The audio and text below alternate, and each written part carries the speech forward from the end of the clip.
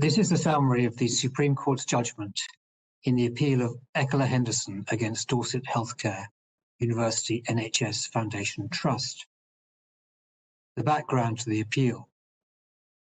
The appellant, Ms. Henderson, suffers from paranoid schizophrenia or schizoaffective disorder. On 25th of August 2010, she stabbed her mother to death whilst experiencing a serious psychotic episode. At the time, she was under the care of the Southbourne Community Mental Health Team, which was managed and operated by the Respondent, Dorset Healthcare. Ms. Henderson was convicted of manslaughter by reason of diminished responsibility.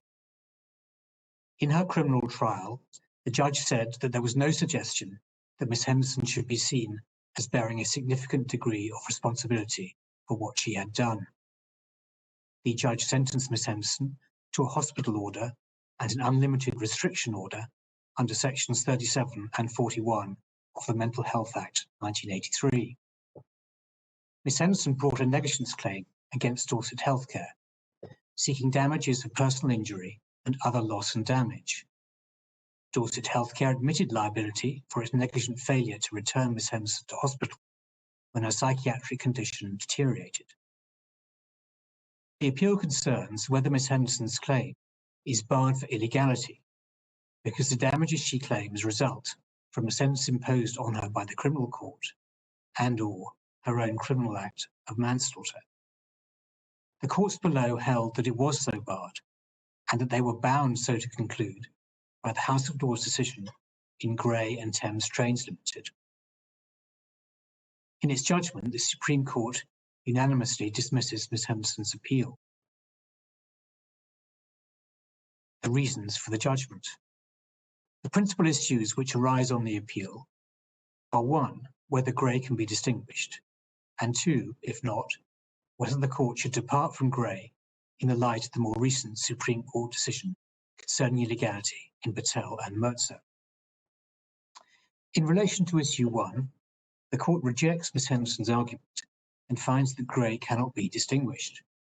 The crucial consideration in Grey was that the claimant had been found to be criminally responsible for his conduct, not the degree of personal responsibility which that reflected. Lord Phillips reserved judgment in Grey on whether the illegality defence would apply to a case where the claimant did not bear significant personal responsibility for their crime. This was not the view of the majority. In relation to issue 2, the court considers and clarifies the application of Patel, in which the court held that the proper approach to the illegality defence was one based on a balancing of public policy considerations rather than a reliance-based approach. With regard to the application of Patel, the court confirms, first, that it concerned common law illegality rather than statutory illegality. Secondly, that the court's decision provides guidance on the proper approach to the common law illegality defence across civil law generally. And thirdly, that the principles identified in Patel are derived from the pre-existing case law, and early decisions on the illegality defence remain of precedential value unless they are incompatible with the court's reasoning in Patel. In Patel, the court held that the court should consider a trio of considerations, namely Stage A, the underlying purpose of the illegality in question, and whether that purpose would be enhanced by denying the claim. Stage B, any other relevant public policy on which denying the claim may have an impact. And Stage C, whether denying the claim would be a proportionate response to the illegality. With regard to the trio of considerations, the court confirms, first, that they should usually be capable of being addressed as a matter of argument, and at a level of generality that does not make evidence necessary. Secondly, that they involve a balancing between policy considerations arising under stages A and B, and that stage C relates to proportionality and factors specific to the case rather than general policy considerations. Thirdly, that where they arise, it is appropriate to give great weight to the policy considerations that a person should not be allowed to profit from his own wrongdoing, and that the law should be coherent.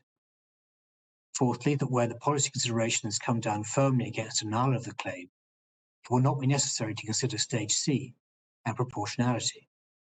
And fifthly, that in relation to proportionality, centrality and the closeness of the causal link between the illegality and the claim will often be factors of particular importance.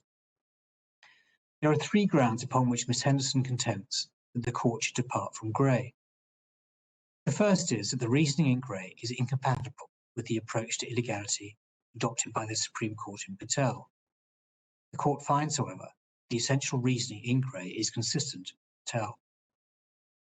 The second is that Gray should not apply where the claimant has no significant personal responsibility for the criminal act and/or there is no penal element in the sentence imposed on them by the criminal court. The court rejects this argument because allowing a claimant to recover damages for loss that results from a sentence imposed by the criminal court and/or an intentional criminal act for which the claimant has been held to be criminally responsible would give rise to an inconsistency that is damaging to the integrity of the legal system. The criminal under the criminal law would become the victim under the civil law. The third is that a claim would be allowed under the trio considerations approach in Patel. In relation to Stage A, the policy reasons which support denial of Miss Henderson's claim include the consistency and public confidence principles identified in Gray. They also include the gravity of her criminal offence, the public interest in the proper allocation of NHS resources, a very close connection between her claim and her offence, and the public interest in deterring, protecting the public from, and condemning unlawful killing. In relation to Stage B, the policy reasons relied upon for denying Miss Henderson's negligence claim do not begin to outweigh those which support the denial of the claim. In particular, as Gray makes clear, the resulting inconsistency in the law is such as to affect the integrity of the legal system, and the underlying policy question identified in Patel is accordingly engaged. In relation to Stage C, the four factors relevant to proportionality identified in Patel do not show that denial of the claim will be disproportionate. The court therefore concludes that the trio considerations approach in Patel does not lead to a different outcome in Miss Henderson's case. Gray should therefore be affirmed as being Patel compliant and should be applied and followed in similar cases. Finally, the court concludes that Miss Henderson cannot recover damages for any of the heads of loss claimed. They are all barred by illegality. The appeal is accordingly dismissed.